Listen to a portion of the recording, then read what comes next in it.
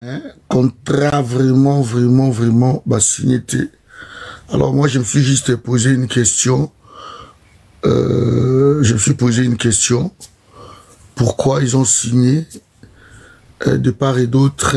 Est-ce que Félix Tshisekedi a Ovandati 2028, ça Ovandati 2028, Ouana a encore servi de prendre des armes? Donc, nos représentants Oyaouti aussi à Doha. Ils ont à 13h, vous allez comprendre, à lobby. Donc, pour l'instant, Batuna Batouba vanda côté Nabango. Donc, le moyen bouger, il va signer que Félix Baya Koto, Bango qui est kuna. Donc, l'objectif de l'AFC 123 a changé, c'est ça. Alors, oui, Maman Diama, ce qui Félix a changé, à Teki. Ce Félix a Teki, donc, à Teki, il n'y a pas un nani. Il n'y a pas à Corneille Nanga. Corneille Nanga a accepté que Félix a Teki, il est parti, wana. Est-ce que l'objectif de Corneille Nanga, c'était que Batika là-bas gérer Est, pour Est, ce va gérer Ango, ils ont sous influence de Paul Kagame. Donc, vous comprenez qu'ici, nous sommes face à un problème. Ouais, ils ont publié, bon, Lukango, je vais vous mettre d'abord la vidéo, en attendant pour tous les un peu complet, je vais vous mettre la vidéo. Nora, la femme de Valais, je ne vois pas pourquoi Zoulouba, bravo. Bravo par rapport à quoi? Parce que si Félix Tshisekedi n'est pas président, il y a Congo Mobimba. Alors bravo par rapport à quoi? Nous allons nous poser des questions. Félix va rester. On dit à Mabo qui est Lukana Noyango. Et puis, Pemaël, trouvez-moi ça aussi. Comme ça, on va débattre. Donc, Yango Yo, tout est là. Il vient de signer. Merci, Maman Dodi, pour notre promptitude. Ils ont signé, ils sont là. Voilà.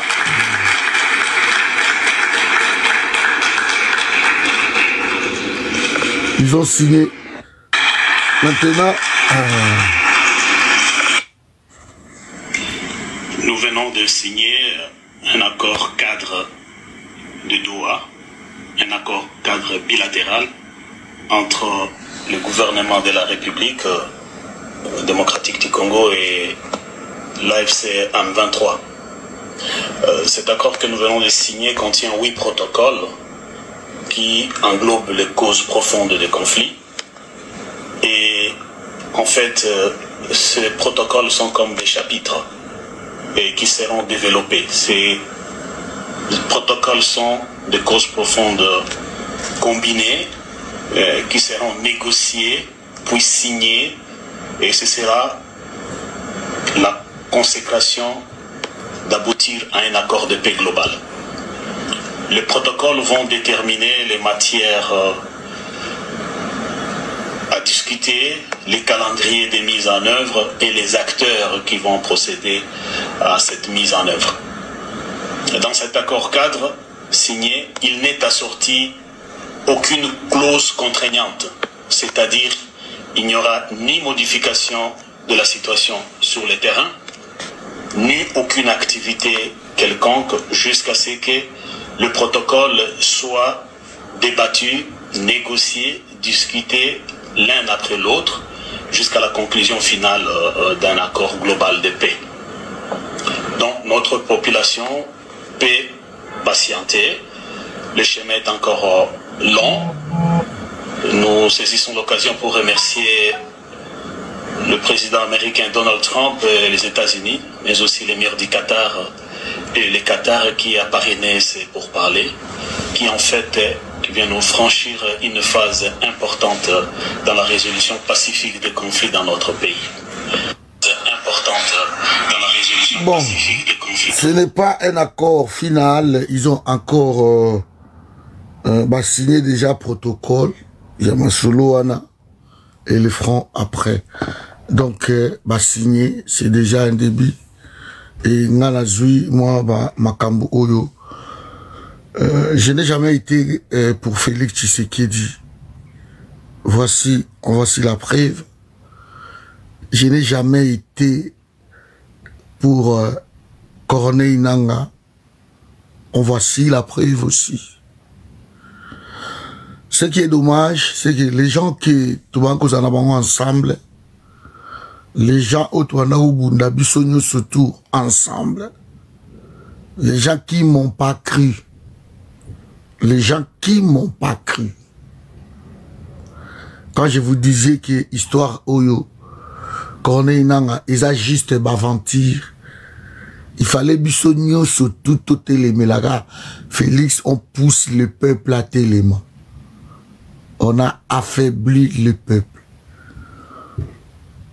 Maintenant, quand est-ce que Corneille Nangaa, basengi bino bozana patience, bozela, bazana 8 points, banda ko débattre en sikoyo, moko, jusqu'à mokolo, et quoi aboutir.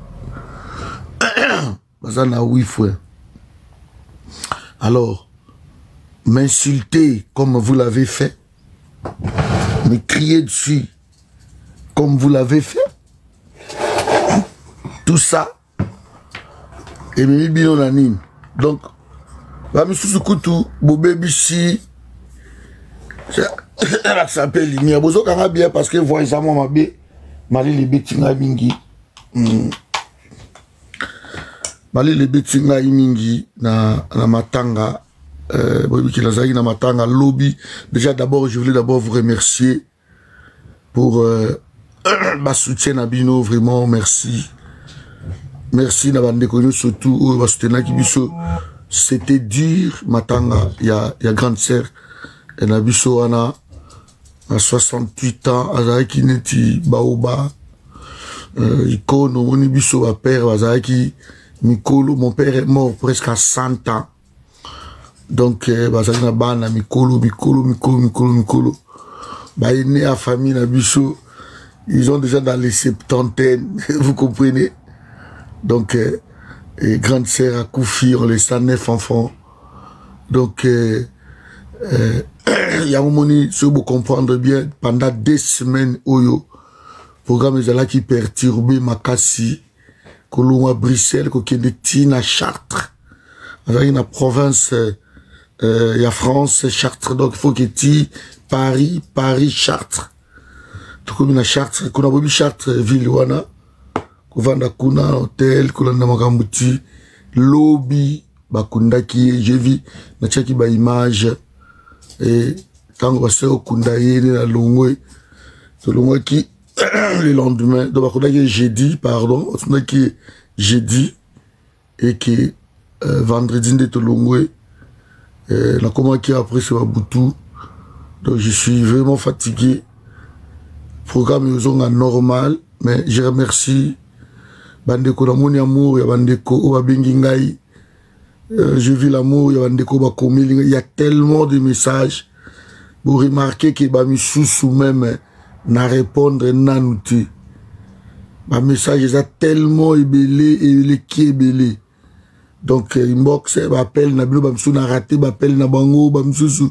je ne pouvais prendre les appels de tout le monde. Mais du fond du cœur, 10 €, 20 €, 50 €. Les gens qui ont contribué ne font qu'à 1 €, à 2 €. Je vous dis merci. C'est ça la famille. Qu'est-ce que vous voulez? Donc, je suis très content. Pour nous, merci, maman, patience. Je suis très content d'avoir soutien à Bino. De grande sœur est partie, mais nous devons continuer. Moussala autre yagi na Congo parce que c'est important. C'est important. Donc, nous avons à Chartres, si nous avons lingi, dans le mois de décembre, pour la 40e jour, donc, vraiment, je vous dis merci. Merci beaucoup pour vos soucis. Alors, les autres là, si j'ai phare et Angoyo, cet accord qui vient d'être signé à 13 h aujourd'hui à Doha, à Qatar, Et deuxième sujet, nous allons parler de Mboula, Obomoni, et Bomi bato encore na Kinshasa, Babalabala Ikei, Banini Ikei, bonjour maman Hope, partout Koto Ikei na Kinshasa, vous remarquez Mboula wana, et ça li ba dégâts, mais na gina la franc, Nabino, bandeko nanga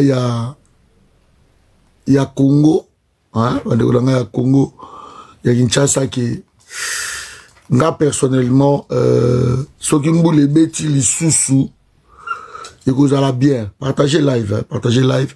J'espère qu'il va tirer que ça, que nini. De ce qui me les bêtis, les sous-sous, en tout cas, ça va bien. Ça va bien, ma cassie. Ce qui me les bêtis. Parce que il faut me continuer et boucagnon surtout.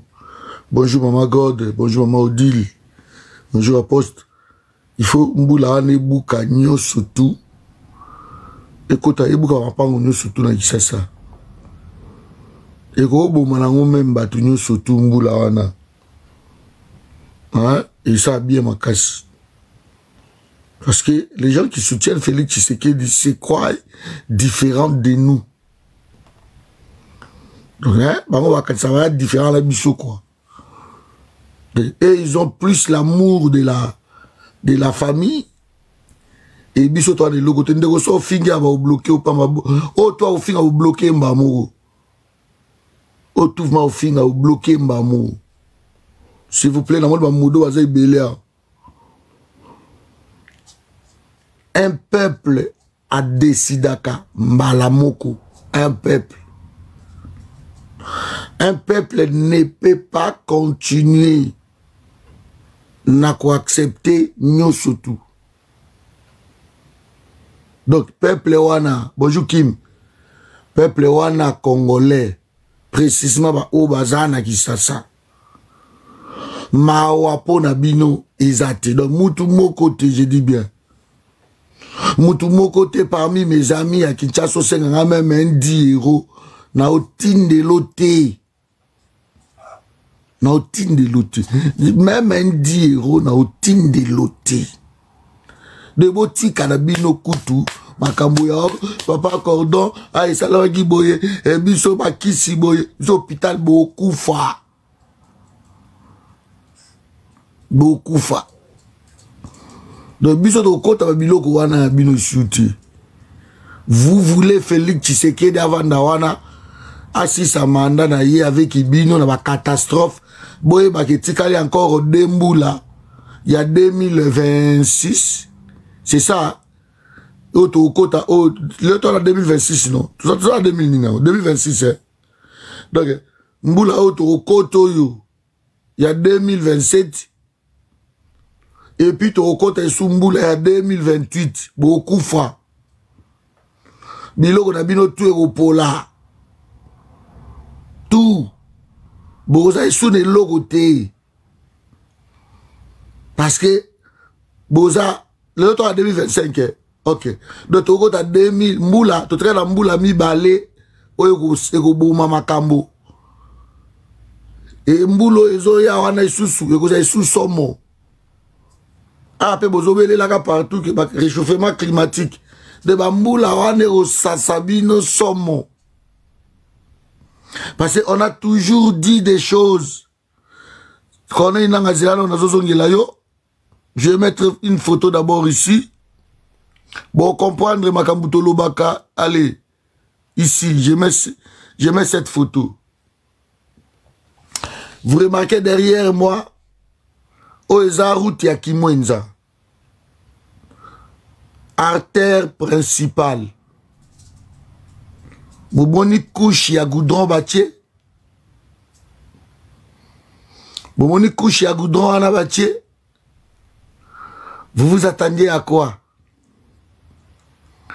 Couche ya goudron oh ils a 5 cm. Naba norme biso tangela misala oyo. Les 5 cm ils ont un trottoir pour supporter poids. Il y a moto. Moto autambola la trottoir et supporter poids ya moto. Mais à partir, il y a balabala, le artère principale, awa.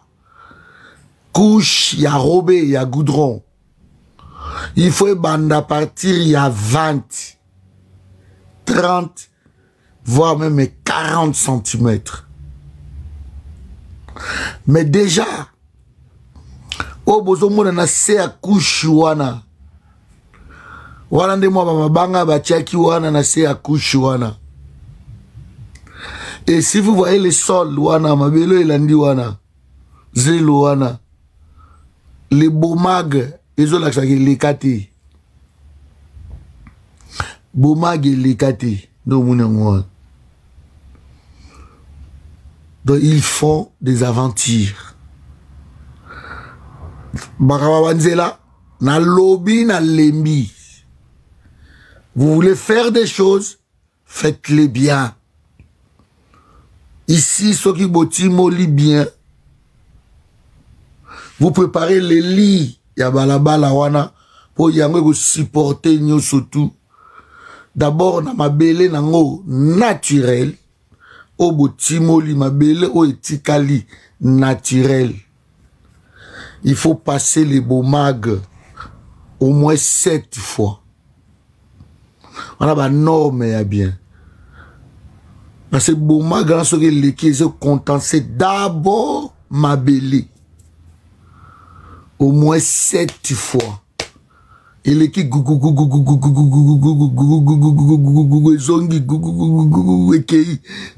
zongi. Au moins 7 tours. 8e tour si vous voulez. Ça dépend. Il y a terrain au Touzanango. Vous voyez que Kinshasa n'est que 60% il y a Kinshasa. Ils ont un terrain marécageux. Donc, beaucoup de tongara, beaucoup de tongiga la loyenge boite, beaucoup de saliga nzela boite. Il faut étudier banzela wana. J'ai travaillé dans une entreprise en Suisse qui s'appelle Perfora. J'ai travaillé et ils en ont tio oya minene oyo to sonde nanu mabele boche yango côté. Même 50 à 60 mètres na C et sondé mabele. Et sur les sondé mabele, mati. Vous voyez quel type y a mabele au bozanango. Ce qui mabele za malili makas, on injecte même des produits. Et les terrains. Sur les silici, botimoliwana, les bomag passent. Ce qui bomag sili, boye kotia couche au babenga kayango grave. On n'aimait pas mabanga ou amine no botia kawana non. On met la grave, ils ont deux types ya grave. On met soit la grave ciment qui n'est pas vraiment recommandée, mais on met souvent la grave ordinaire. Et ce qui est grave ordinaire, les bomag passent. Vous pouvez appeler grava, mais la grave, oui. Les bomag passent d'abord. Les bomag passent et quand on sait yango, na couche moko ya 40 à 60 cm, vous remettez encore une deuxième couche. Les bomag et les qui, et beti, tant que quand on sait yango, boye kotia très soudé. Boche très soudé. Ce boche très soudé. Il fait ça là à 20 de sol. Et tu qui peut 20 licolo, bo couler béton. Béton au bo couler wana. Il faut aller qu'à 40 cm. Au moins dans les 60 cm, vous coulez le béton. Béton tango leki et vandi.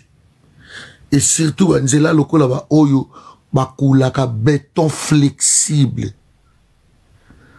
On ne coule pas béton oyo kangami. Souvent quand vous coulez le béton, Et zoaka comme si bozo coulé ba béton ba partie na partie. C'est comme le préfa. Vous coulez les bétons. Même, allez, je ne sais pas moi, 20 mètres. Vous laissez mon espace, mon wana. Béton est fait un peu flexible. Vous coulez encore un deuxième béton. Vous coulez là-bas 60, vous coulez 80. Ça dépend ce que vous allez faire. Et boutique béton, des fois vous sopez là il peut quand même bien. Et après, vous coulez les enrobés. Et ceux qui vous couler les enrobés, c'est par là vous tia la route principale. Il faut mettre à partir de 20, 30, 40 cm des enrobés.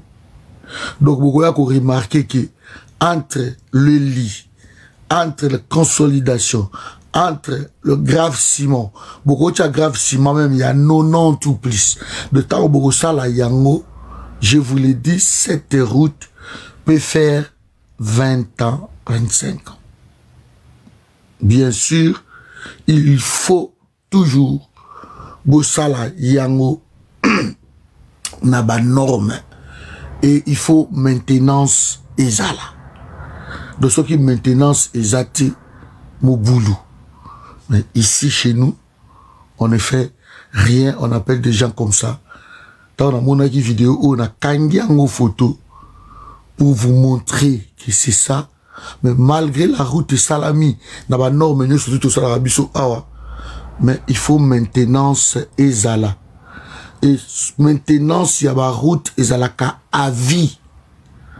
Ils arrêtent que tout ça la maintenance et puis tout tsundoli na biso nzela. Non. Maintenance ezala à vie. Et route serait se dégrader, vous recommencez ça. Beaucoup il y a des fois nous on fait dans les autoroutes, on vient te gratter nini les arrobés licolo, bo gratter, bolongoli ba arrobé en am susu, ya nini na bocha comme ba grava. Et côté oyo bon, on a souvent barobé auto gratta kango na ba autoroute, na ba route wana ba secondaire ba route ni toki na nango deux fois na ba balabala o ya la dessert agricole, on le met là-bas, tout ça, tout, on passe de tout ça. Donc ici mes amis, tout ça là, la salle de ma vidéo tellement ébélé pour na banzela. Et voilà résultat ya banzela o bazo sala. Et vous voyez vous-même les tableaux. Ça, c'est déjà, bomoni, caniveau wana o basali, heureusement, batiki yango polele. En regardant caniveau oyo, ils ont même pas 1 mètre. Caniveau o de largeur, j'ai dit. Ils ont même pas 1 mètre. Alors, une route, le kola yaki mwenza oyo, route principale oyo, caniveau oyo ko à la même pas, il y a 80 cm de bozomona. Il faut, pour n'avoir banda moua mouké, il faut au moins un caniveau de 2 mètres pour supporter maï oyekoya. Et bosali pente moko na balabala, il y a même 0,5% il y a pâte, il y a pente. Bosali yango bamso asala kutu sous forme ya balabala moko, bosali balabala moko pyramidal. Ou bosali yango normal mais penché mouké de 0,5 cm ya balabala. Mais les caniveaux wana il faut ezipama pour ekota ba salité te na kati nzela ma etika la polele. Mais na panti wana vous mettez les aquadrats avec yango ba chambre. Vous mettez dans ce qui ma yeye et landibu ezokota wana et bordure botika kotam sous de 12 de vie. Parce que ce qui m'a petit bordure de 12 de vie, et dans l'icolo, il y a bordure, il y a 12 de vie. C'est là où on fait les trottoirs. C'est là. On fait les trottoirs là-bas, l'icolo, la chambre, wana, ba égout, si vous voulez, les aquadrats, maïe, ezo kota, so maïe koti, écoute à salité, maïe ezo kende, et ekei vers, ba rivière, vers ba ebale. Et il faut aussi curer le rivière. pour ceux qui maillent au yé, tant que zo kota, ezo kende. Mais ceux qui maillent écoute, ba salité, ba nini maille ko déborder toujours libanda. Na yebite, ceux qui te kolobango, na munoko nini, ils écoutent pas. Ils écoutent pas. Et ceux qui même bo salinde, bo moni wana boy. Mais vous verrez, vous remarquez qu'il y a Simakuna et Zala qui trottoir. Parce que sur les caniveaux, oh, ezipami, Bogotia, Tamsou, Likolo, il y a caniveau un peu. Et là, dit, avant de sa trottoir, kuna, même les 2 mètres, vous réservez pour la place, il y a parking. On ne peut pas faire des routes. Ça, qu'il y a ma place, il y a ma parking. Mais, ligne, on leur a dit que ça, c'est ma domaine. 17 ans, chef d'équipe dans le VRD. Voirie et réseaux divers. On a fait tellement de routes. Ils ne veulent pas écouter.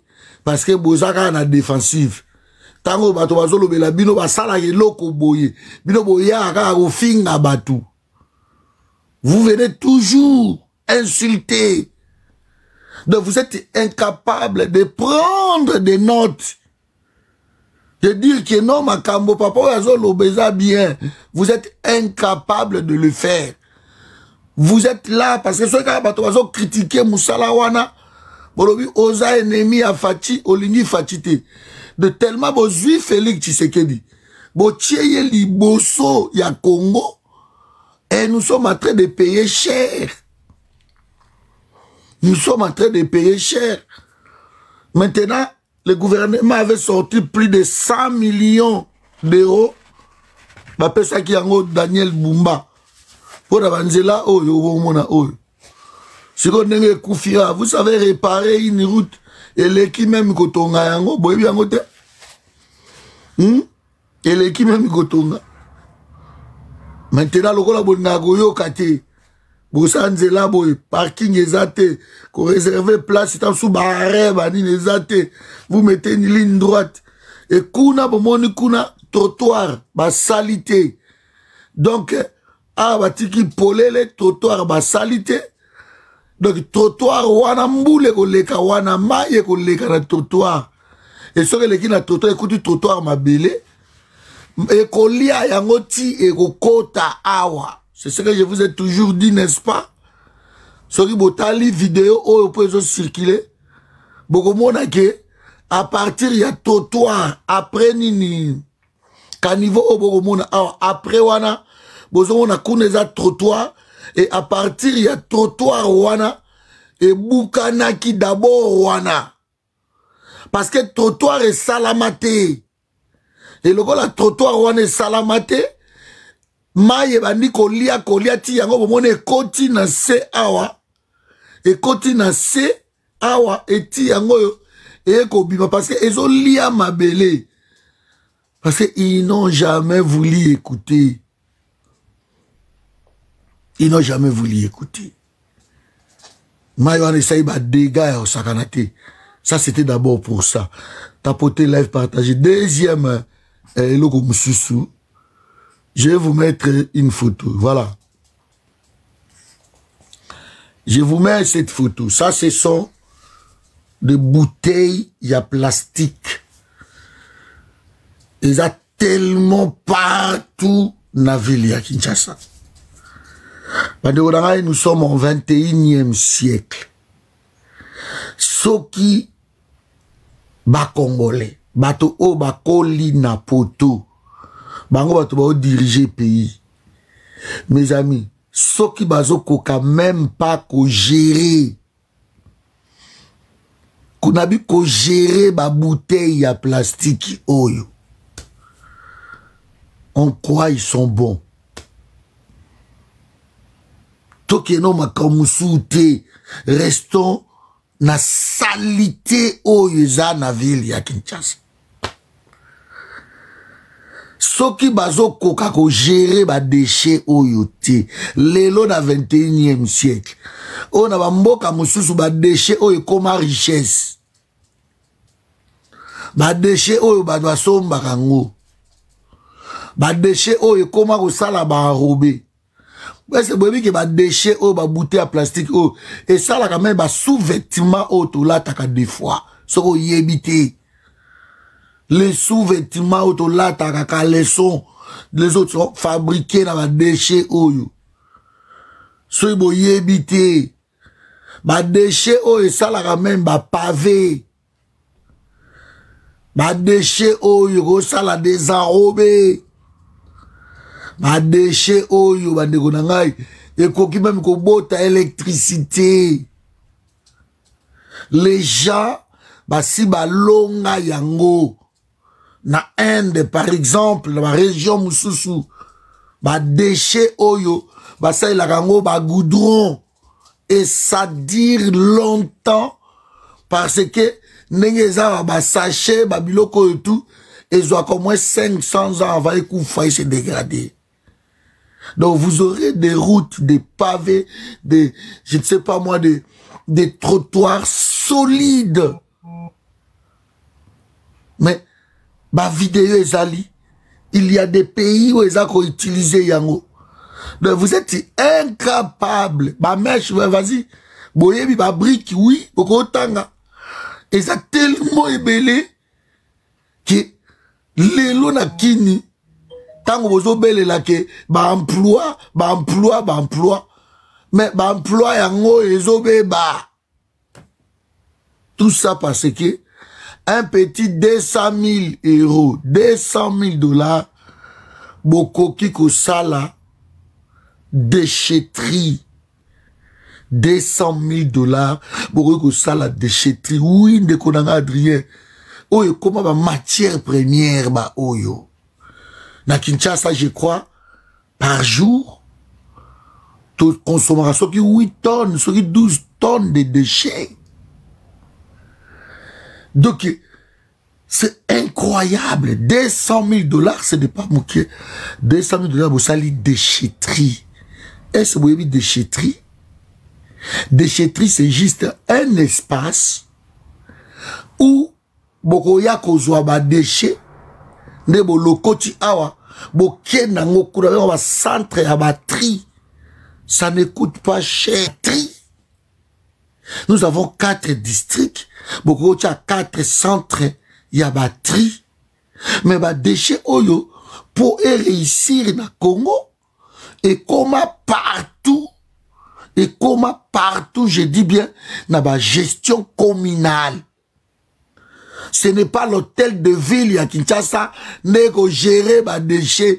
Boche photo à Félix Tshisekedi dans Mituka, y a ba salubrité, y a ba déchets. Ça vous savez le faire. Ça c'est bon. Wana jalelo wana boye bine osala yango. Mais la gestion communale des déchets, chaque commune a géré déchets naïe. Az à la table sur ba incinérateur.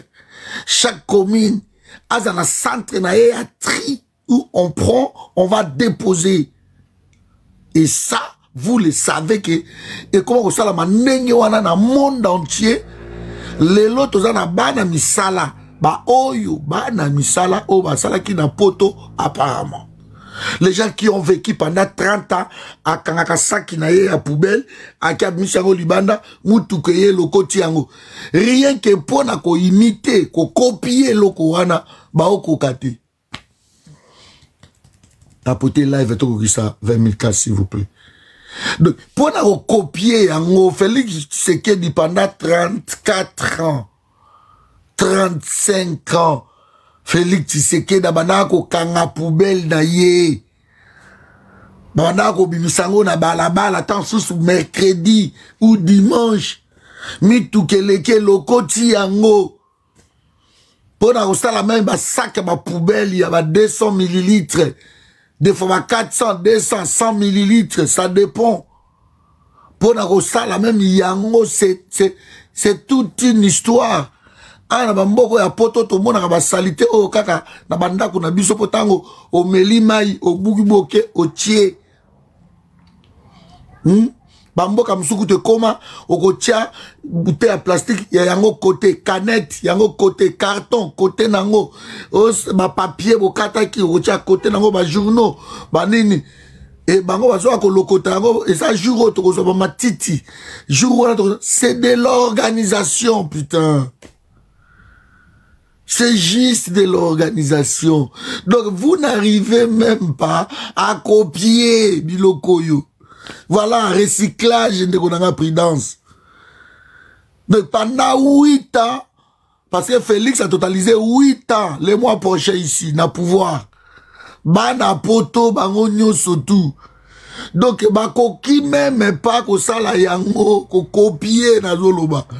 Ba poubelle. Ba de konangai.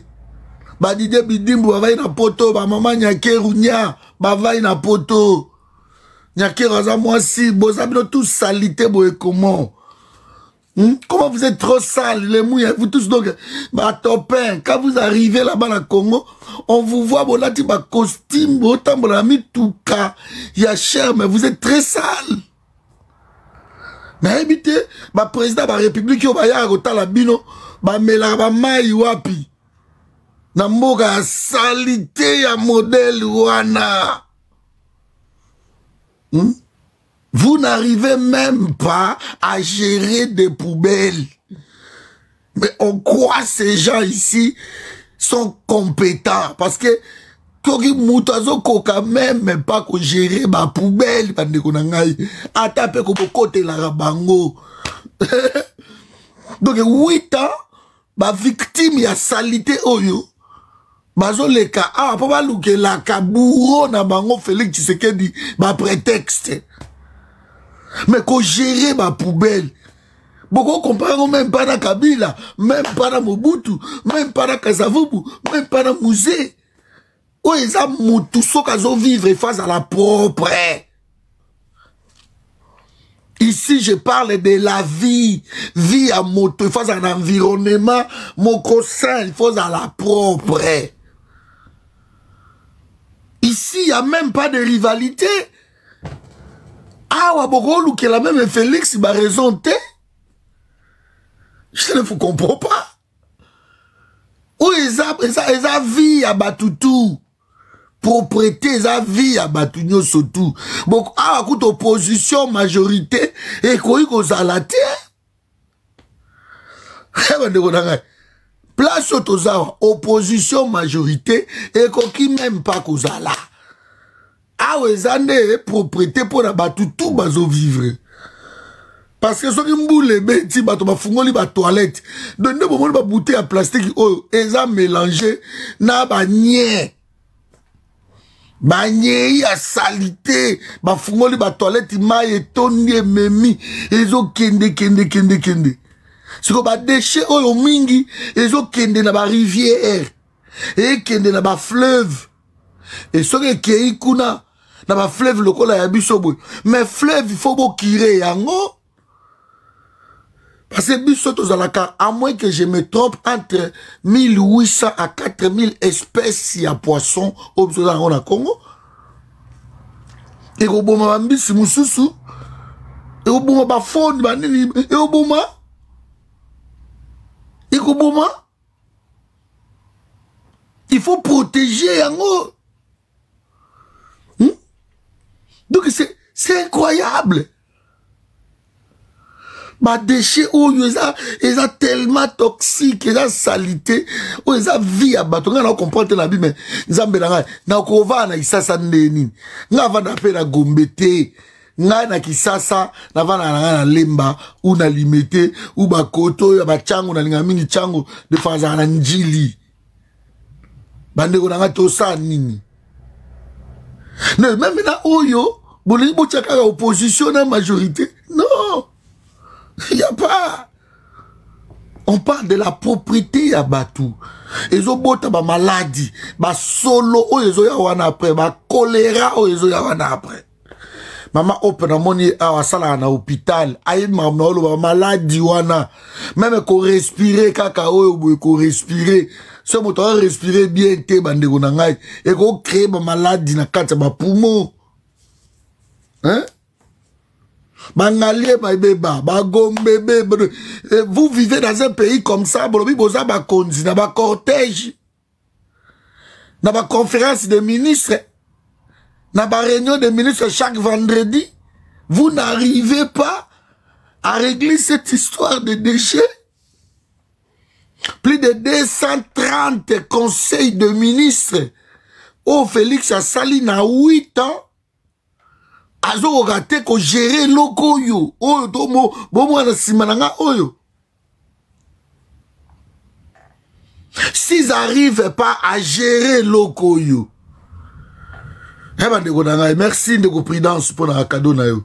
S'ils n'arrivent pas à gérer loko de vos prudence. Et oh yo. Comment Félix va gérer ma minene? Parce que même la Bible, ici, nous sommes fidèles dans ma mikie, de ma minene, bah, confier bien beaucoup ma fidèle. Vous voyez pourquoi Congo est autant bolaté? Parce que eloko yo ko mona na sima oyo, bah, on gérer même pas yango. 7 ans que papa nangai. Na décembre, le 19 décembre, dans un mois, awa, Félix a totalisé 8 ans à pouvoir. 8 ans. Na omatsa Nora za na sia na omatiso awa, oba no luke la yé raison. C'est pas faute à Fati, les faute à boy. To omatsa leki na Abraham, to omatsa Dadi, mais vous voulez quoi? Que Fatia Salanini? Non! Non! Oh, beaucoup de monde na Simanabino Oyo. Et ils n'ont même pas mon côté la présidente, t'as beaucoup misaraillé. C'est la mort. C'est la mort, Biloko beaucoup monde. Comment on ne gère pas? Comment on ne gère pas ici? Les qui n'ont pas tissé combien je t'aime, ma chérie. Comment vous défendez Félix Tshisekedi na biloko yo? De temps on déjà bon a déjà loko yo, oh na simananga oyo. C'est que ce président n'est pas compétent. Hein? Comment vous pouvez les défendre les locaux yo? Tapoter live. Comment vous pouvez en salité comme ça? Ça c'est la capitale quand même. Oui, capitale les aranetti salon. Merci de Yannick pour le cadeau na yo. Oui, que capitale est à la salon ya batu. Tango to yambara batu. Nanda kuna so na yambibino na salon na ngai. Ce qui déjà salon est à salité. Vous imaginez la cuisine?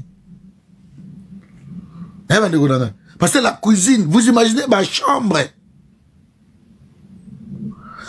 Parce que na ma chambre na yo bato bako makate. Na cuisine, also yambinga na za obligé na la cuisine na yote. Je reste na salon.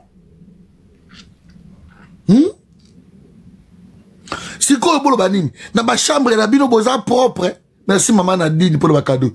Na ma chambre na bino boza propre. Et na salon na bino eza salité modèle. C'est ça. Je suis déçu. Nandaki nazaki na live yande ko nanga moko wechi omona ngana atana kisasa siko 3 semaines. Azo déplorer na continue ki ser nanga moko na mujinga. Parce que yeso ki sa mujinga bo. Azo na côté la Félix kaka. Tamba matsinga akiti. Parce que c'est ahurissant. D'ailleurs comme si beaucoup même pas ko yokango. Toilette maman nanga Jeannette Kitingi oui. Siko soko moni salon mutu boy maman nanga Jeannette. Siko toilette ezandeni. Beaucoup de la salité kangama zoata javel ya pamba. Mai ya javel oyo. Boakata javel. So boaki javel e nettoyer toilette yango moko. Bon na cuve zongi propre comme pembe comme nini. Javel seulement. Hein?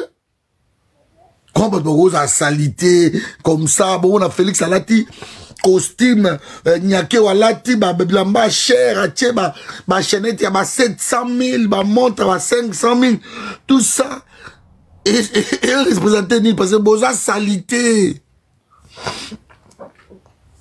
Merci de Roland pour le cadeau et ça salité de bilamba na bino bolata kawana Bilotu ba mouya ya banani yango ba bidim bilamba bolata makamulu eza salité. C'est très sale.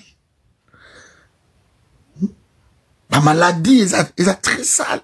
Les bateaux tout ba défendre Félix, les logos bon na simananga oyo. C'est que bango pe na bandako na bango ba salité. Parce que mutu moko ta ko défendre salité. Surtout la mouki na ndako, et là, le bossé de la ratoyer, il faut te combo là, il faut te préparer. Donc, soit vous te défendre Félix, il est loco. Donc, il sait que, aux salité, tu ne peux pas défendre. Comment, oui, je vais vous faire monter tout de suite. Autant la sujet à Corneille Nanga, et que vous avez la deuxième sujet.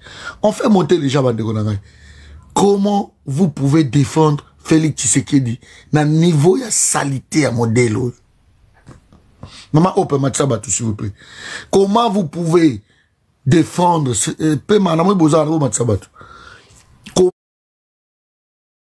comment vous pouvez défendre niveau de salité à modèle yo? Et Bolobi que oui, nous avons un président. Président Zawana. Pardon. Bonjour, c'est lui qui décide. C'est lui qui dit ça. C'est lui qui dit ça. C'est lui qui dit ça. Comment vous pouvez faire ça, Bandeko Nangai? Tous à la caméra Batouko, vous ne pouvez pas continuer. Je suis désolé. Vous ne pouvez pas. Vous avez maladie ni bozo créer awa. Vous avez souffrance et souci ni bozo créer awa. Place. C'est incroyable. Attends, je vais faire monter d'abord Bandeko. Comment vous tolérez Babiloko, c'est tout. Papa, kanga micro, s'il vous plaît. Kanga micro. Maman, oh, pas Pamati? Oui, Nazawa, d'accord. Kanga micro, papa, nangaï, s'il vous plaît. Maman, oh, vas-y, na banana yo, nous avons un père élève, awa. Cordon, c'est triste, hein. Qu'est-ce qui Cordon, bon. Avant tout, Cordon, mes condoléances, moi aussi, nous avons passé un moment difficile, mais bon, on est là pour le Congo. C'est très triste de voir des choses comme ça. Mais Cordon, je voulais soulever une chose, hein. Olobi eloko moko lobi bakoli bazake na ba poto, ba obi misa ba poubelle. Cordon, moi j'ai fait un constat. Ba te belo mona bango na poto, tu les vois bien habillés, mais so koti na banda kuna bango. O milata maïté. Les gens sont très extrêmement sales. Je dis pas ça parce que Cordon y'a qui est pas nangai. Je pense que la propriété bandarano na kati. Bande konabiso ebele ya mangala. Les gens sont très sales. Quand vous allez chez eux, même les toilettes, vous ne pouvez même pas entrer. Et voilà, ça se voit dans le pays. Culture nabiso tolingi ko paraître. Matalana. Vulgairement dit matalana. C'est le paraître. Matalana, ça veut dire paraître. Vous êtes très sales.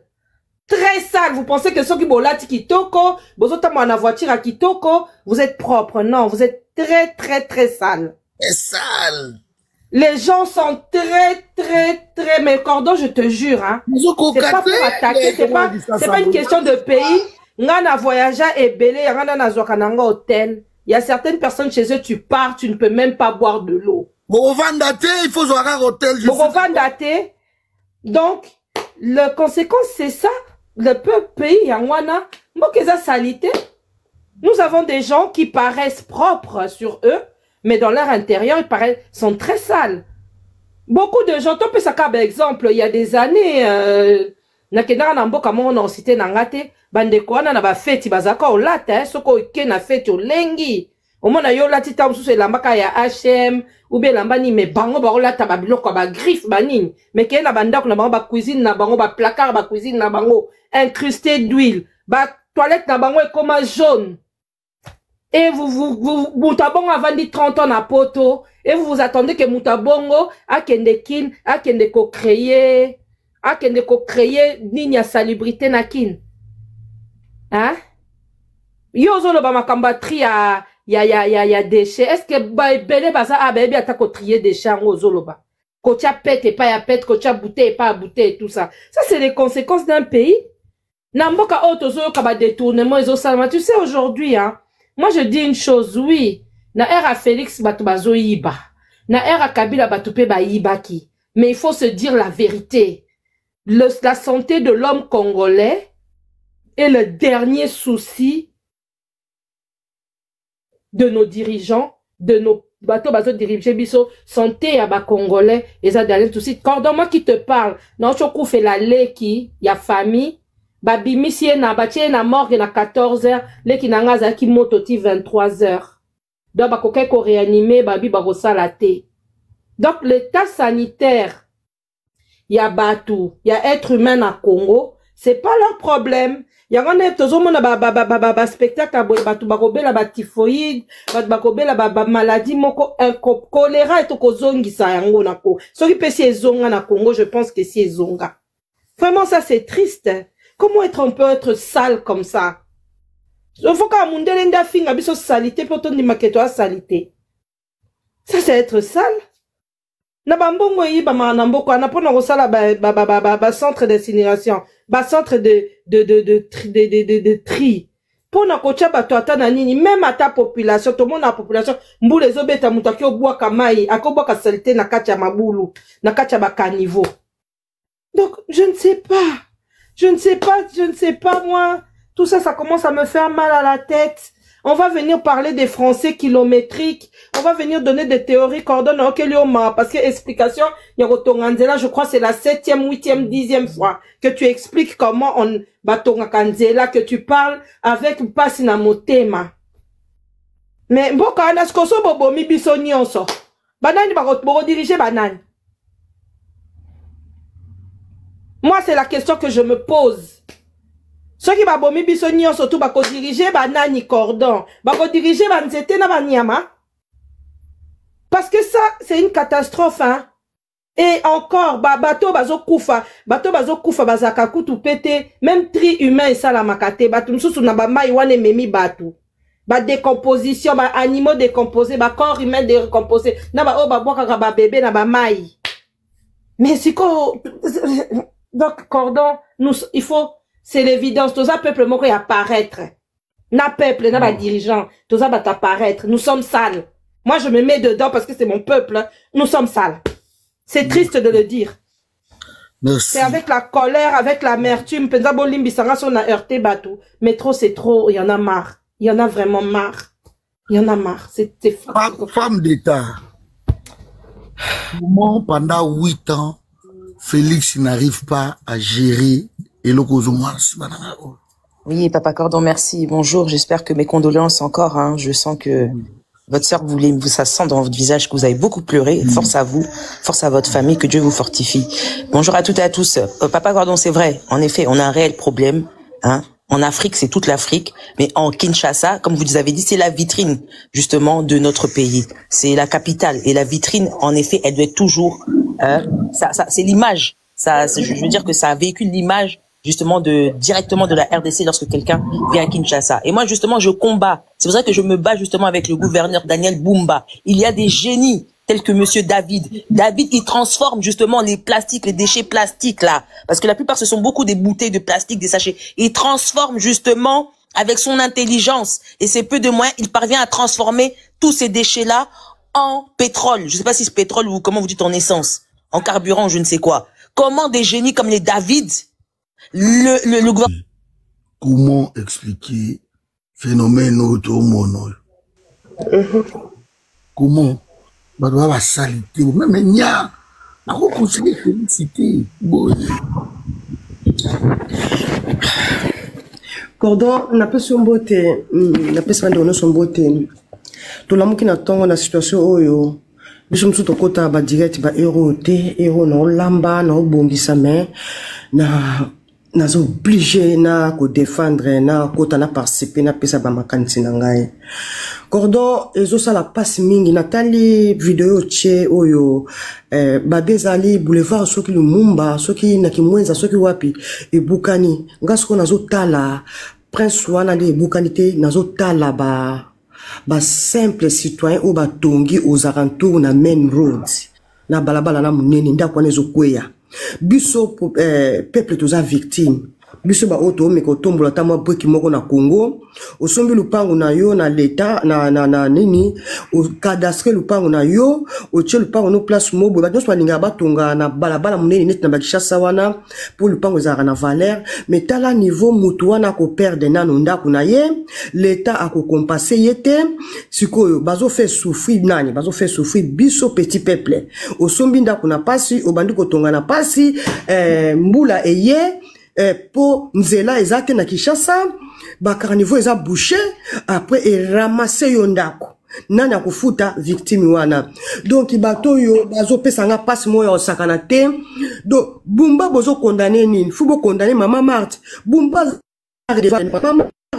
c'est Mama Marthe qui a mis Bumba na ba Maria Nora Mama Marthe kwa ko cha Bumba wana te botala mutana domaine oyo eza Patrick bino boyaka awa na ba live pourquoi ba service bozali awa Nora oza parmi ba service na bino appartient ezali awa pourquoi ba service ba sala te ba yena ba live abatama yele lokwa ba Patrick kande bando yanga bon vandi wana na se bandi ko enregistrer ba émission na ye après bozwi yango boke ko pesa bino bo saleli yango apesa bino mayele moko ya free asala be monsieur belé na ndenge ko sala ke bobongisa nzela botonga nzela bokoyi ko ya wana na se bobandi ko record ye bobandi ko yiba mayele na yesa bo futa mbongo sa bo corrompre ye boke bo appliquer ngo bo sali bota na Afrique mobimba mboke tikali salité c'est le Congo surtout la capitale Kinshasa Congo la belle tandenge zali na mona ba video mona ba goma na banani eza MP moi propre papo ya Kinshasa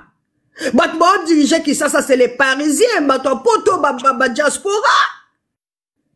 Suko bo sala nini parce que ndenge zana tova na kat biso ana kacha poto ba fulu ezala biso na ndaku na ko fongola caméra te pona zana na zano na olamba no ko ko laksa bino ba fulu ezana biso na ndaku ave bima libanda fo evana na ndaku fule ko vana ndaku banda o bana nga ba liaki lobi ba pizza ba biloko to vani so na fulu ndaku so fulu ndaku etondi to kangi yango to bimiso na fulu libanda après lundi ba ko zwa ya risako ya ba bouteille après mercredi ba ko zwa refuge boya biloko kolia ba ko zwa ba matiti to kataka na simandaku siko yo va na fula ibana ndaku na bini na kacha ndaku na yo jour moko c'est que faut la propre bini wana faut la propre ba vanda na poto baza ozwa moko te salité ba ke boka ngo libanda souhaite we no if vendre na kacha ndaku mais tozana ba bini na kacha ndaku jamais bandako na biso za ka solo Zameza kasolo tane mboka zoke taba ba plastique ba plastique sala na monaka mwana moko na makala ou bien na bumbu azui ba plastique a formé a sali net barrage ya courant ba ko récupérer mwana wana na mayele ya pamba wa azana ngoyo fele ba tie wana pe ko créer sorry ko créer ba misala yes ya ngone zana ndaku avec une out Fubo chabo meki shweza na ndaku soke za full ndebo kanyango bochango libanda tala cordon mwa mobala vanda ya moko singu fada tala sinki ndenge za clean on sinki anani vraiment eza opesa biso pasi do bato yo fuba kende au monde ezana bango bazui wana bazongi simboso na moi tiseka dans ce peuple mboso akota pour ba changer nini pour ba changer constitution mboke lo bango ba yebika yango wana yango elongwe yango nene yes bato tu bazana ba poubelle na bandako mukula linga ya mudele tena sana ya mukie na zakana mudele tena sana ya mukie bato tu bazana ba poubelle na ndako donc sachez oyo parce que yango eke na poubelle là yango ya mukie za empty yango après elongwa et qu'est-ce qu'on a mais lundi na ramassage lundi na vendredi ezala oyo ya bleu ya brun ya bleu na oyo ya noir oyo ezali kuna linga ya minene tena sala ya mikie awa na cuisine na oyo mama yango mama stupide bino na ofinga bino leo yango c'est là yango oyo ya bleu ya recyclage oyo ya bleu ya recyclage on est recyclage ya plastique ofongola yango ba carton ba c'est tout yango oyo comptoir oyo ya kulama ya cuisine yango yes tout yango oyo c'est yango la poubelle Batutu bazana ngono ko batutu bazana ngo batutu ya poto zana ngo yango ya poubelle yango ya Oh, toi, bah, immondiste. Yango, bah, immondiste. 1, 2, 3, 4, 5. Vraiment. Deux fois par ville de Gatineau. Autant, ville de. En plus de cela, na chité noko nangai. En plus, biso ozalaka wana soko zui ba plastique, ba bouteille mususu otia wana na poubelle mususu, ba kozwa te, komini akozwa ngo te. Akozwa ngo te atike lui yango, faut tia eloko na place nango. Ata bino moko, o eza po na santé ya batu ya population. Batu ba olia na malunga te, batu ba vivre na sanité modèle boy. Ba malobi o faut tia la population aza lokola mwana ozo bokola na ndako faut éduquer soko éduquer te a osale loko moko te biso tozala a osale erreur ba pe sur penalty pona nini po ba éduquer yo.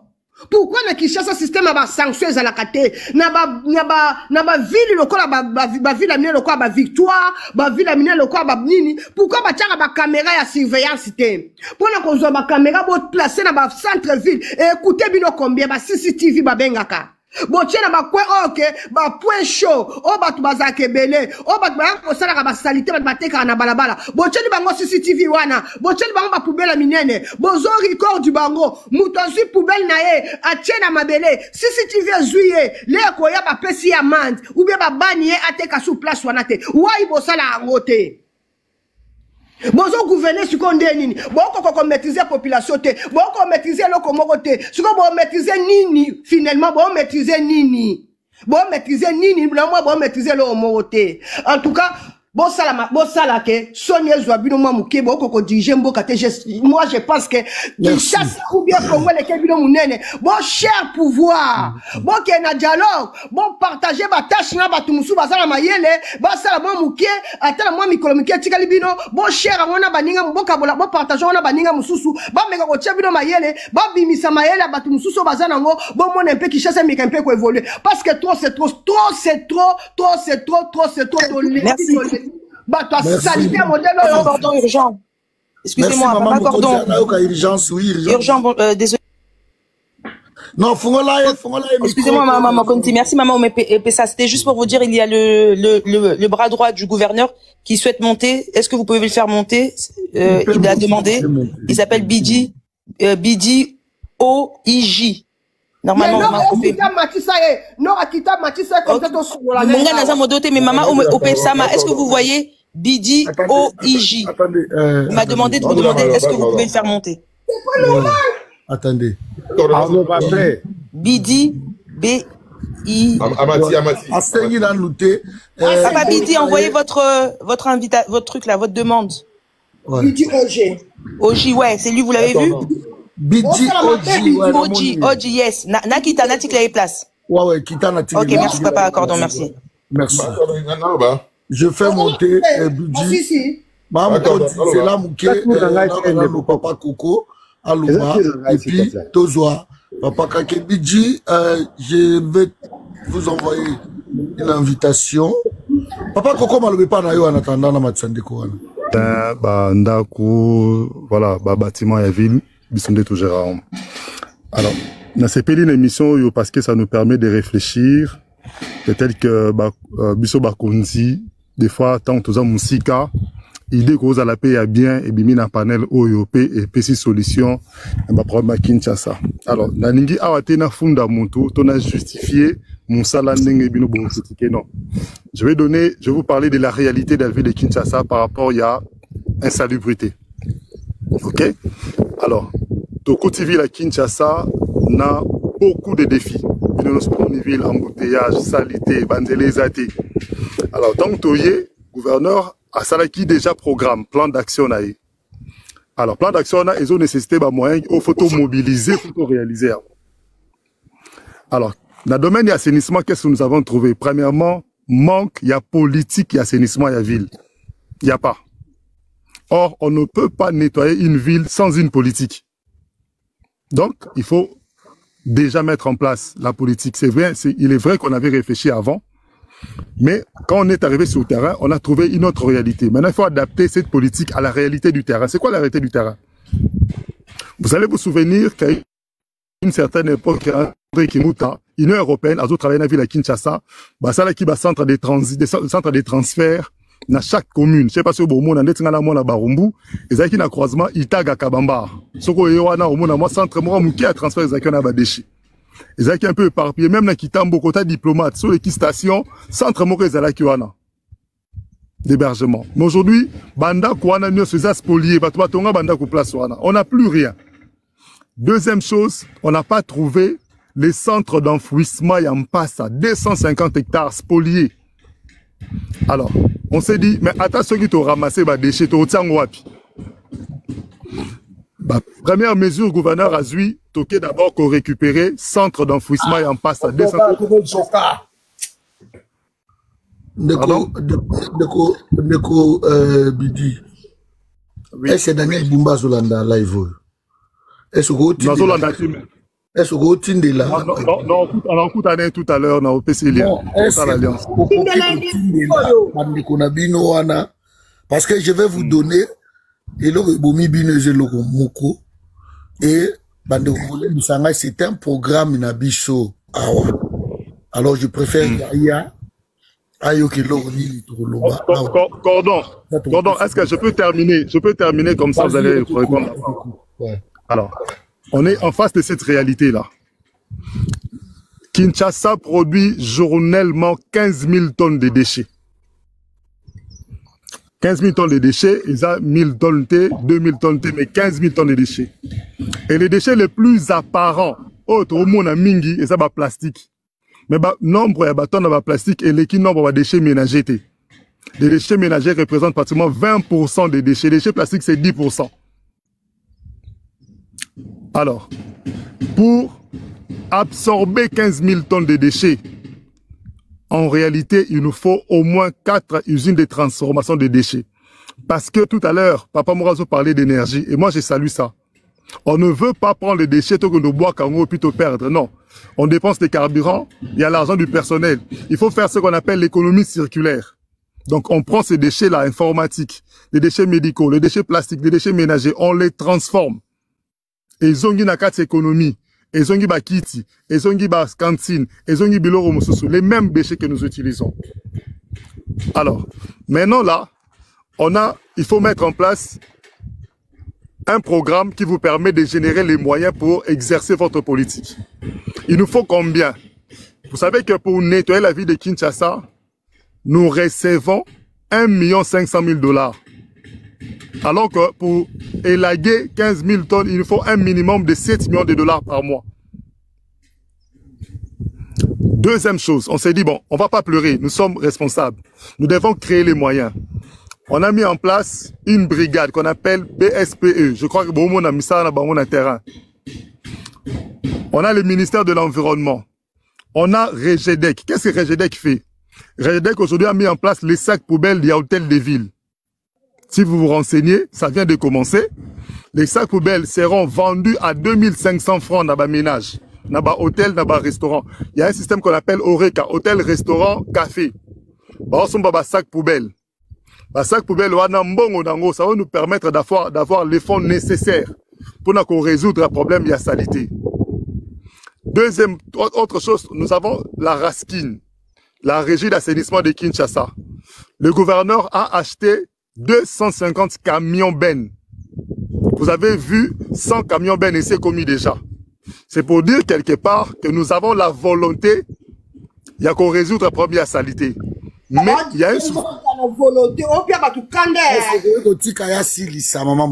Parce que vous avez trop technique. Vous avez besoin de tête de ville. Voilà. Laissez-les un peu. Après ce programme, on va. Pardon, est-ce que vous serez d'accord avec moi que vous avez vu les 100 camions où ils commis déjà dans Kata Kinshasa, Bandi et Moussala? Naza d'accord na yo parce que na yo Kimbuta on a vu pareil et puis nanani oh tu comment il s'appelle Ngobila lui aussi il a amené aussi des camions pareils mais le problème ils ont monté c'est ça parce que ngala au peso ba prix. Moi je vais attendez moi je vais vous donner des prix. Il y a usine Moko. Ça coûte combien? Il faut en avoir combien? Voilà. Et qu'est-ce qu'il faut faire? On n'est rien du temps pour terminer. Moi, Django Norbaïke, et vous allez bien au Benga. Je ne veux pas d'insultes en bas. Je ne veux pas d'insultes, s'il vous plaît. Moi, je vais vous donner, je vais être complet pour vous. Parce que je trouve qu'on est en train de tâtonner. Na Benga, on dit na Benga qui fils Moukoko. Quand on l'a nommé. Mais comme qu'il est, il s'écoute pas. Donc là, vous nous énervez. Parce que, et loco, la cosa, la stabilité à Kinshasa, ça peut pas vous prendre plus de 6 mois. Ça ne peut pas. Vous aurez eu déjà, il y a quoi, Sénirville, voilà. Les méthodes sont simples. Aujourd'hui, je parle, Félix Tshisekedi a presque 8 ans dans le pouvoir Oyo. 8 ans dans le mois de décembre. Donc, on ne va pas ici trouver encore des raisons de quoi que ce soit. Parce que j'ai l'impression que vous n'êtes pas pressé de faire ça. Donc, vous faites les choses cosmétiquement. Vous faites des choses politiquement. Vous avez politisé les travaux. C'est bien, j'aimerais vraiment que Bamsoubaya a. J'aimerais. Léon Moulumba aussi, s'il est là, il peut venir. Nazo représenté Bangonio, ne vous en faites pas. Moi, le plus important, c'est que c'est l'amour du pays qui prime. Surtout que na kufinga na koloba boye ça ne va rien résoudre. On va vous insulter ici, ne vous inquiétez pas. Ouais. La panel va finir. Ok, merci beaucoup, Cordon. Alors, on a mis en place ces systèmes. Alors, qu'est-ce qu'on fait? Aujourd'hui, avec REGEDEC, la Régie de gestion des déchets, nous travaillons avec les particuliers. Est-ce que Boïbi Kebata pousse ou n'engue ba lokota ba salité? Na Katiwana, on a fait des études. Ça nous génère pratiquement 30 millions de dollars par mois. Parce que Netinga Boye, na futaka 7 dollars pour la poubelle nanga par mois. Na immeuble Nazali, tout ça pratiquement 6 appartements. Donc, j'imagine que Moutapous Wana, par mois, il a pratiquement 30 dollars ou 35 dollars. Alors, si on compte Banda Kounion, son ézo futa, ça fait 30 millions de dollars, ils ont circulé dans Mamboka Batapoussou. Qu'est-ce que le gouverneur a fait? Il veut le roi dans le secteur informel. À l'obité, Topé Sabamou Mikanda. Babanda travailler comme partenaire et à ville. Bagolonga la Bapoussou, comme la chariot, 3 roues. 3 roues wana enregistrés par la ville. On remet en place les systèmes de centres de transfert, il y a des quartiers, il y a des communes. Comme ça, Moutazan a 3 roues, alors le lemba te, a kendo bois salité, na masina te, Mouta lemba bois qui na lemba, Mouta mateta bois qui na matete. Comme ça, l'environnement est moins pollué. Parce que ce Mouta leka na poubelle, Kobanda lemba ti masina a pollué l'environnement.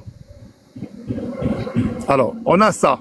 Tout ce que je vous explique là, ce sont des choses qu'on a déjà mis en place. Les centres sont en train d'être mis en place. Les grands centres d'enfouissement, ils ont mis en place. Bah, usine, moi j'ai fait les voyages, moi-même personnellement, na gouverneur, na Ghana. Nous avons rencontré un vrai partenaire. Il va mettre en place 4 usines de transformation de déchets à Kinshasa. Il faut parler... Na stoppé au juste, wana. Oui. Ils ont mani oyo, ba Congolais bozana. Donc, pour Nabino, les Congolais ne sont pas intelligents. Même pour la gestion, il y a poubelle. Il faut une européenne, il faut des Ghanéens. Nazomona Daniel Boumba dans la vidéo, il faut des Qataris. Même pour la gestion, il y a des poubelles. Il faut aller trouver des étrangers. Pardon, je vais poser une question. Attendez. Juste une minute, vous me permettez. S'il vous plaît. Vous savez ce Congolais, Zumbongo, à Pansagosa, Nine Lora Liboso. S'il vous plaît. Mais ne me parlez pas ici des gaspillages de l'argent des deniers publics. Ceux qui Congolais, pourquoi vous ne les arrêtez pas? Non, je parle même des Congolais, même il y a diaspora. Quand il a l'argent. On ne parle pas de ça. Les Congolais diaspora, soit Zumbongo, ils ont pensé à ça là-bas, à ça là-haut. C'est une mauvaise politique. S'il te plaît. C'est une mauvaise politique. Pardon. C'est une mauvaise politique qui décroît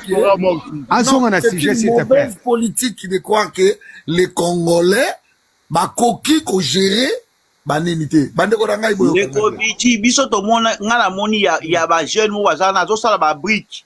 Na ba plastique wana. Il fabrique les briques. Na plastique wana. Ba ça ba brique ya on t'a la soile. Non. Voilà, prenez mes enfants.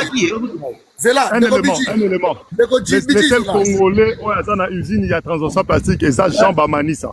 C'est là, Ndeko Bidji. Jean Bamanissa, dans la usine en plastique. Mais ils ont absorbé 15 000 tonnes de déchets. Ndeko Bidji.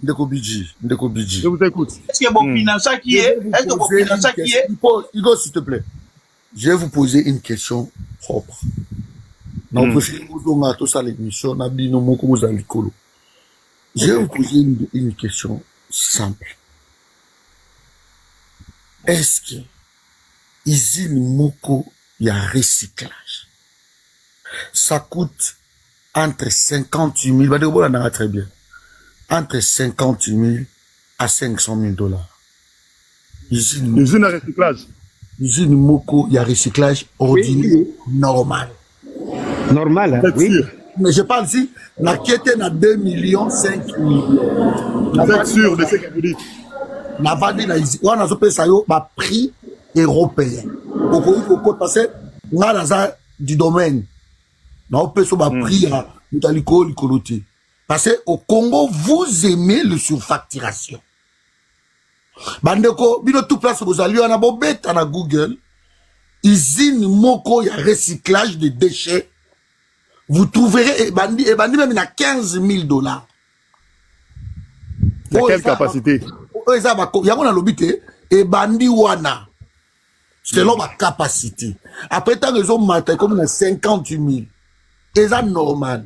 Ça compter production. Après, comme il a 500 000. Et après, ok, il a 2 millions. Et il y a dernier cri, vraiment, il y a. Mais dans ce cas, à Singapour, ça coûte moins cher, à Singapour, là-bas. Hugo, s'il te plaît. Après, ce qu'on m'a dit, coûte 5 millions, 15 millions, c'est le top des tops. Mais ici, dans le Congo, tout ça, on a vérifier, ma possibilité de prix. Et là, vous avez Congo, parce que vous aimez ma facture, surfacturation. Boké na Ghana, boké gozo Moutou, boye naye, boyo kani naye. Voici la question. Kinshasa, tout ça, la Ghana, 300, je crois, 47 quartiers. Hein, la Kinshasa, sur le 24 communes. Mon frère, croyez-vous que Daniel Bumba va réussir à gérer ses poubelles?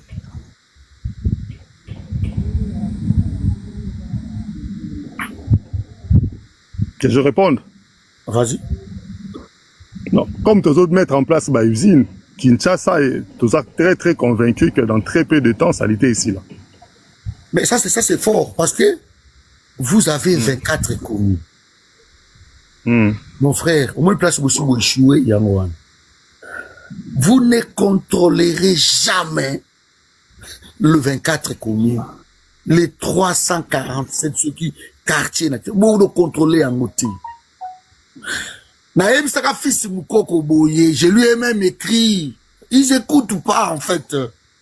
Parce que parce que nous sommes contre. Je lui ai dit, on a un programme à MCAC, remettez la gestion des poubelles dans la commune. Chaque bougourmestre, vous en avez 24 bougourmestres. Daniel Bumba ne peut pas s'occuper de la gestion de ma poubelle na Kinshasa. Il ne peut pas. Donner gestion, donc la décentralisation, il y a gestion de la poubelle. 15 000 tonnes par jour dans la ville de Kinshasa, beaucoup ramasser yango. Ça, c'est pas un problème. Bami tuka oyo Daniel Bumba yé dango. J'espère que on a un téléparti oyo.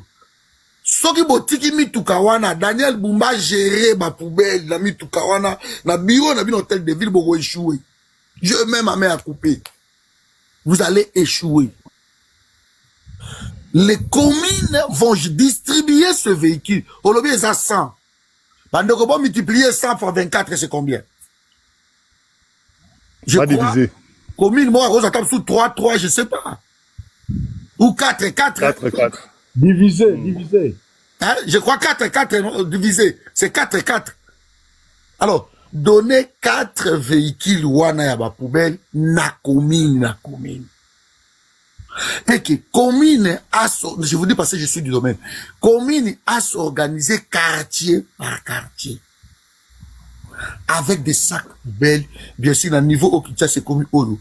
Il faut 200 à 400 millilitres. Il faut poubelle, voilà. Laissez la gestion, la commune. Biso quartier commercial, na Lemba, le côté pas na biso, peut-être le mercredi. Le jeudi, le côté na quartier, tam sous foire. Commune a géré yango, so ki boko quitter. Bobenga, luka moyen bato ba aider bino arrêtez, bo ke luka izina Ghana. Vous avez 4 districts na Kinshasa. 4 districts. Mettez les 4 fédérateurs. Na 4 districts. Mettez 4 déchetteries. Na 4 districts.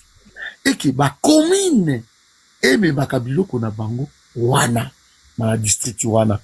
En attendant pour élargir yango. Parce qu'au final, il faut avoir 24 centres de tri par commune, centre Moko.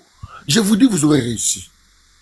Et comme un centre de tri et de recyclage qui ne coûte que 15 000 $ à 50 000 $. Bon, par commune. 50 000 $ multiplié par 24, c'est combien de vous tout ça, combien?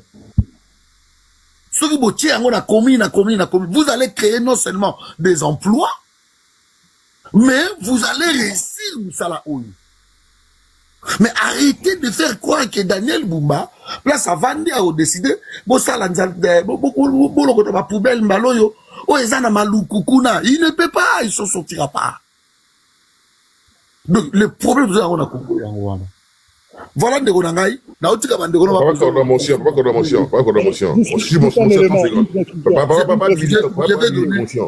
Babili. 30 secondes.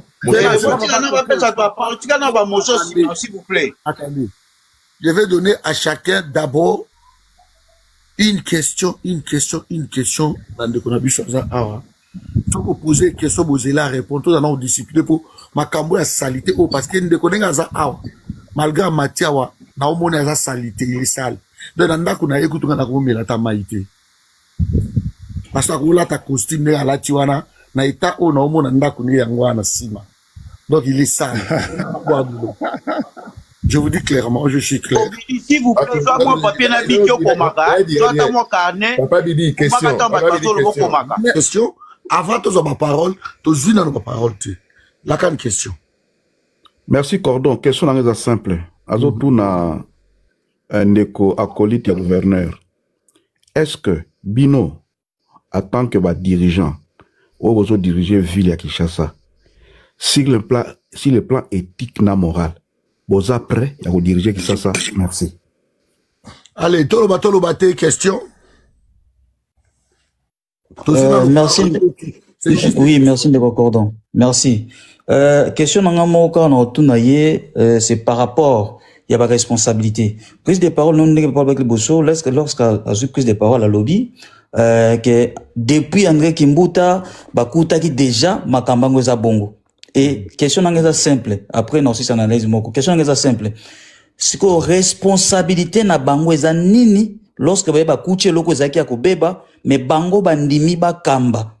Responsabilité na bango za nini? Continuité, accepter ce qu'il est ou bien modifier, améliorer. C'est ça. Mais pour la question mais en tout cas nous contre question pourquoi kaka na malobana lorsque poser de comment poser question à Tounier est-ce que aux a du domaine il nous a répondu clairement je suis pas du domaine mais j'ai quand même la connaissance donc je trouve que nyon soto zolo banabiso c'est du bobage. Donc, tu peux pas venir. Merci de vous permettre. Tu peux pas venir représenter parce que Moka Lobby a représenté Bango Nyoso. Alors, comment tu peux venir représenter ces personnes et pourtant, les Kambo Tozolo Bezali la responsabilité à Makamda Bango. Du coup, Malamoko na comprendre que non, pratiquement impossible, il y a qu'à discuter na parce que Yemoko Ibi Makamba Salati. Alors, voilà les problèmes dans Mboka Ngwana. Des personnes qui représentent les peuples congolais n'ont pas de responsabilité, mais ils n'ont pas la connaissance de leurs responsabilités. Merci Ndeko, c'est un peu ça. Deko GG, question? Oui, merci Cordon, bonjour à toutes et à tous. Ngai na ki ndeko ndenga lobby par rapport à la responsabilité na bango. Alors le komoko que ba salaka collecte il y a 15 tonnes il y a ba déchets na Kinshasa. Mais nga na comprendre sur quelle base bazwaka chiffre wana ya 15 tonnes il y a ba déchets parce que bo pesa ke lo côté bo yebi ko to ba poubelle na banda ko batute donc ça pêle-mêle en fait. Et puis et yango moto ko permettre bino peut-être lobby bocha politique ko esengeli pona kolongola ba saleté wana. Et deuxièmement lobby sou que notamment ba kutaki mboka wana ba kutaki ba déchetterie so. Merci beaucoup Nalandi Batunyoso. Premièrement, j'aimerais dire Nandeko Nabiso à lobby que je ne suis pas valable. En fait, mon gouvernement il y a 100 personnes. Mais tozalaka na porte-parole moko. Porte-parole wana ata ministre et assainissement ministre environnement ministre travail public ata ministre de communication. Donc ce que je suis en train de vous dire, c'est parce que je suis dans les milieux. Je ne suis pas obligé d'être expert en environnement pour parler de l'environnement. Ça c'est un élément important que nous devons comprendre. Je vous parle parce que je suis sur place à Kinshasa, je suis tous les jours avec les gens qui travaillent dans l'assainissement, parce que l'assainissement touche également le domaine de l'immobilier. Bandako Bazobuka, ça nous touche de manière indirecte. Donc, voilà pourquoi je me permets, moi, de parler de cette histoire de l'assainissement. Donc, je reconnais avoir cette qualité-là. Parce que je suis Kinois, Nazan et Kinshasa, et puis Nazan à bateau. Voici ce que je vous propose pour notre dossier. Est-ce que je peux parler? Non. Voici ce que je vous propose. Notez yango avant de prendre parce que pour gagner temps mingi awa selon l'année na comprendre. Mais ça sert à quoi de me permettre de parler puis bokatinga sans m'écouter? Non, parce que biloko oyo lobby oyo o sala ba redit en fait le bac yango déjà tout son miel. Mais c'est la question qui m'a été posée. Pour gagner, tu vas poser la question, tu vas la réponse. Vas-y alors, je vous laisse, vas-y. Autre chose, Ouakati tout à l'heure a parlé de 15 000 tonnes de déchets. 15 000 tonnes de déchets, tout ça qu'on gérait en oignon sur mon côté. Nous gérons un tout petit peu. Alors, une autre question, c'était encore quoi? J'ai oublié. Indeko, bo salaki étude nini? Voilà, bah étude. Merci beaucoup. Fonds nini, bo dépenser déjà combien? Et à horizon, année nini, oyo bozo estimé que, bah, immondice wana nyon se koussi là. Alors. Concrètement parlant. Alors, les études, je vous parle parce que moi-même j'ai participé à ma grande réunion sur l'assainissement. Nous avons plusieurs partenaires qui font les études. Premier partenaire, c'est l'ambassade du Pays-Bas. L'ambassade du Pays-Bas a mis à notre disposition des grands bureaux d'études. Bangonde ba estimaka ba 15 000 tonnes ba chiffre no so na opé sabino. Deuxièmement, nous avons la Banque mondiale avec les projets Kinelenda. La Banque mondiale avec les projets Kinelenda. En fait, les premiers alliés boyé la canne. Les premiers alliés, nous avons en face de nous des autorités irresponsables.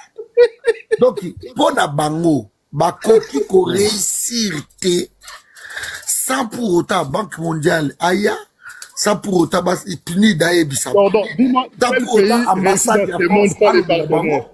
Mais quelle est leur capacité de résoudre des problèmes qui bon, toye to kuti li kabouye et biso to sala yango. Pardon, Yemsanga pays ni na monde a réussi sans ça les partenaires. Dites-moi, donnez-moi un exemple. Burkina Faso actuel. Mais gestion, il y a Burkina Faso, ouvert dans le monde. Papa Didi, gestion, belle. Vous n'avez pas besoin, d'un partenaire. Ah, vous il faut l'intervention de l'ambassade de Hollande. Mais Papa Bidi, Ghana boke wana, mutuana o individuel boko sa partenariat na ye. Est-ce que Congolais ko sala moté? Quand il faut un Ghanéen. C'est la même question que nous nous sommes posées. Vous avez mobilisé combien pour éradiquer l'immondice wana, monsieur? C'est là concret. Donc, on a des détails, chiffres détaillés, s'il vous plaît. Vous êtes quand même proche, il y a gouverneur. Laissez-moi le temps de parler. Papa 243. Car Abino Ndemboza va intervenir. Nana Zoso na lobi Bokati, na lobi Bokati. Yom tozo même aviso à gauche, à droite, tozo c'est là yo. Mais intervention na Abino Ndem tezo katangai. Tokangi micro tozo c'est là yo. Merci beaucoup. Alors, les projets, les études ont été estimées à 200 millions de dollars pour éradiquer normalement tous les déchets de la ville de Kinshasa. Avec l'installation des 4 usines, il y a transformation. Avec la réhabilitation à centre d'enfouissement, en fait, existait déjà. Sauf que, tonga ki nakat.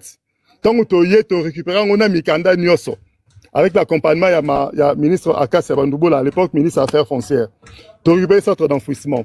Maintenant, là, tu as récupéré, tu as réinstallé le centre de transfert dans différentes communes. Alors, qu'est-ce que nous avons déjà mobilisé en termes de fonds?